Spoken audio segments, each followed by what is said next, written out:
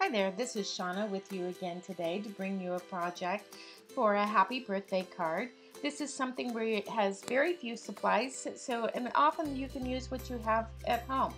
I have done two cards here, one with a pink background and yellow just to show you, but you can use any color palette.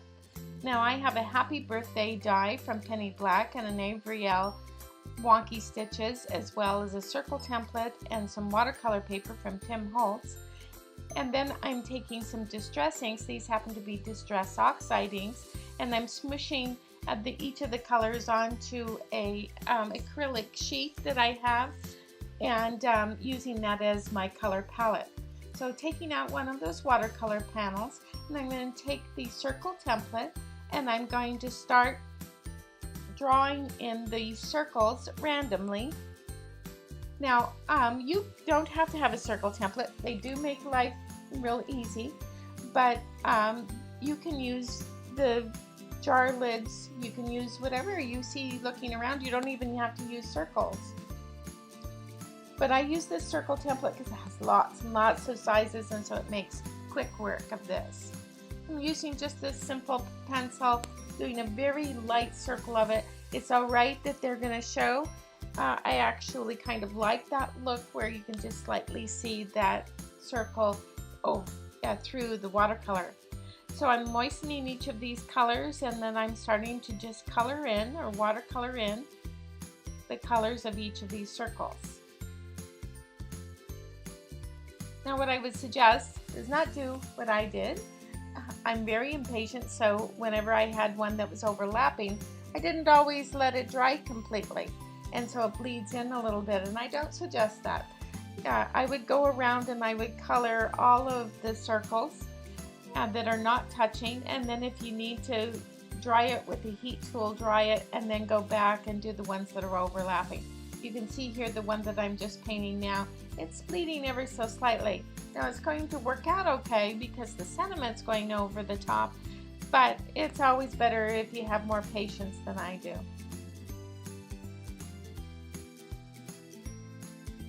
I'm going to color each of these. I used a color palette that has very bright and cheery colors.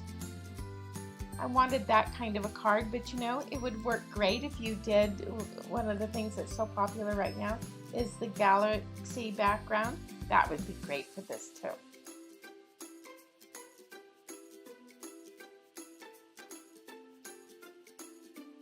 I'm just coloring these in. You can see that I use a little bit of the a little higher saturation of color on one side of it. I'm just wanting to give a little bit of shading to it and give it a look of a little bit of roundness and interest.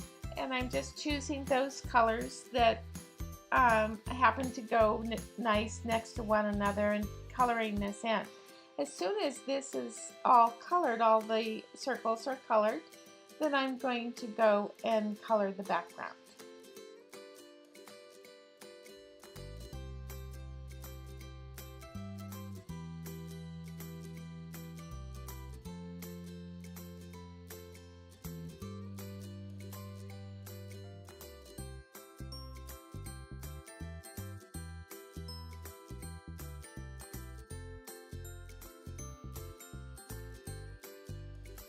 These circles are nearly finished, and as soon as I get to these last little ones all colored,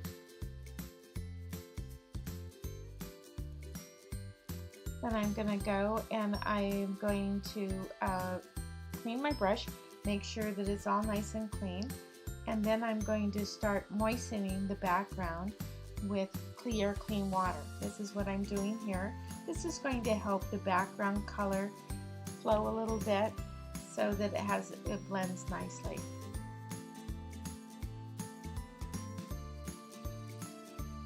For this card, this happens to have the yellow background. Again, as I mentioned, you can use any color palette. I wanted to have a really fun, cheery card, so I chose these colors.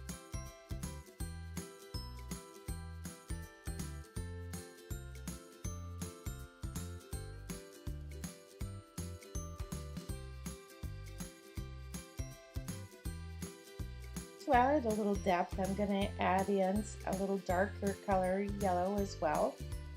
You can see that I'm just adding that in on the edges and then just randomly.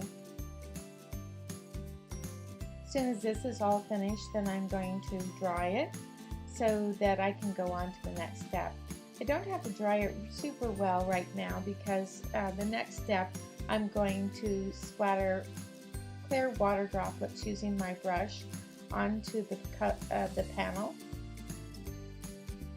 This, as you know, with Distress Oxides, what that'll do is it'll create water spots and it'll lift a little bit of the color and it'll give that mottled effect. So this is the splattering with clear water. Then I'm going to let it sit for just a few seconds or so. Then I'm going to take a paper towel and blot it so it lifts that color. It's hard for you to see on camera here, but look at the one in the center of the orange one. You can see the modeling a little bit better. Now I'm going to make sure that it's dried really, really thoroughly because I'm going to add some black splatters next. Now I added the black splatters by using McCaffrey's black ink. I happen to really like using this black ink for splatters because they're a true black and they're great. You can just dip your pen in your brush in there, excuse me, and splatter them, and they make a really nice round little splatter. If you use black ink, black paint, that can work too, but sometimes they turn out more gray. Now if you like that gray, then great. I wanted a true black. Now I took a Magnica pen, which is similar to the Pigma Micron pens, and I'm adding just this little funny whimsical ornament just to give it a little bit more fun. Then I'm going to take the Avriel Wonky Stitches, the largest die, position it over it, and going to run it through my die cutting machine.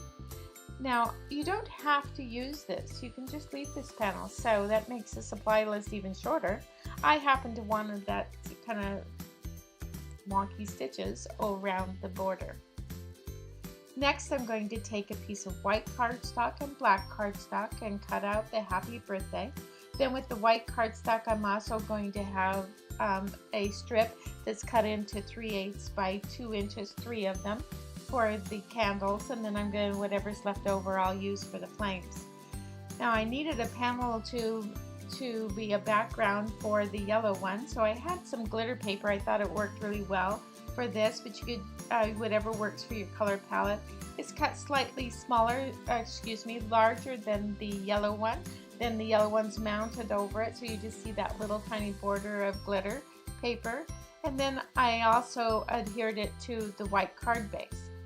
Now using the black cutout, happy birthday cutout, I'm taking a white gel pen to add a little whimsy and just adding a little ornament to the happy birthday sentiment.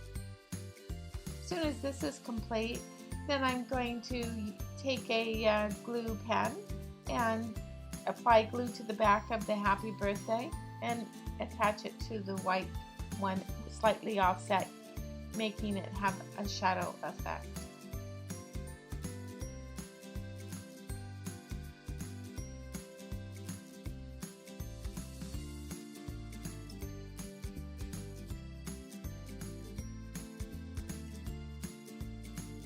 Now to make the candles, again I'm taking that Magnica pen and I'm just outlining the outside of each of these candles.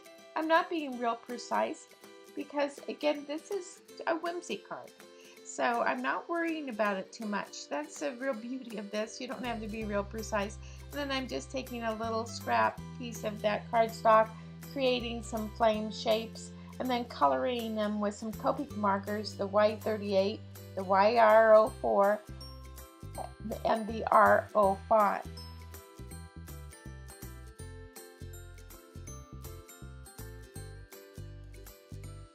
And I'm going to just cut those out really fast.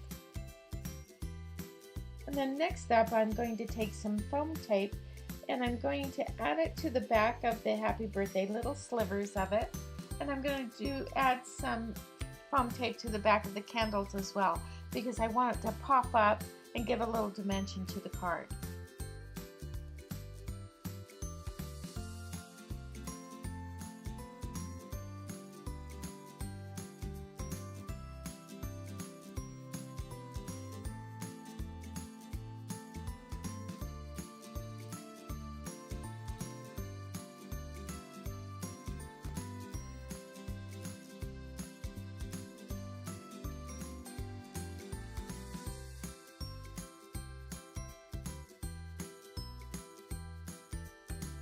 So here I'm going to position the candles on there. Again, peeling off that release paper on the back and positioning them. And positioning the flames so it looks a little bit more like a candle. And then before I add in or attach the happy birthday, I'm going to take a C1 Copic marker and I'm going to actually go over those candles, and I'm going to just kind of outline around them just to give them a little bit of a shadow.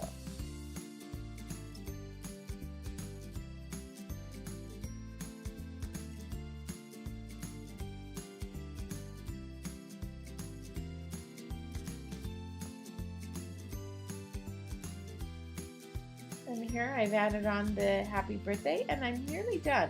I'm just going to add a little bit of a Nouveau Crystal Drops. This one happens to be Strawberry Kool-Aid. I love these crystal drops. They give a dimensional drop and you can make them any size that you want. But do let them dry. Again, don't try to move this card or set things on top of it because it'll mush your dots if they're not dry completely.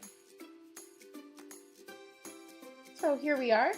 The card is all complete and you just have a fun, whimsical card to give anybody.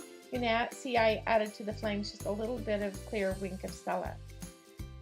So here it is with the yellow background, but here I've also did it in the pink just to show you a different way that it looks. But again, use any color you'd like.